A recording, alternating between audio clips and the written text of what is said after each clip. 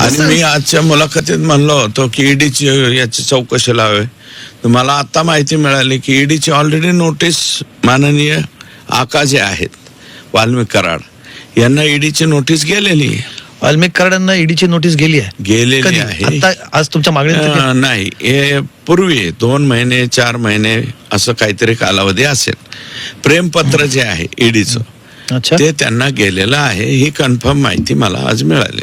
कशासाठी त्यांच्या या सगळ्या मालमत्ता? नाही, मालमत्ता म्हणजे एका दिवसाला इतके कोटी रुपये जमा झालेच पाहिजेत.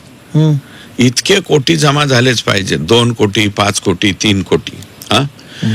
मग तो सगळीकडून महसूल आला पाहिजे, तेवढा महसूल जमा केलाच पाहिजे.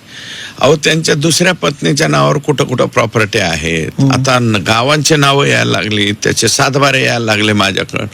ते सगळे सातबारे हे ते घेऊन एखाद्या कोणत्या मोर्चात मी बोलेल, नाही तर मग पुढच्या आठवड्यात येऊन परत तुम्हाला टू दी पॉइंट मध्ये विनंती करेल मी, मायबाप साहेब एवढं करा की मला तुमच्या टू दी पॉइंट मध्ये घ्या.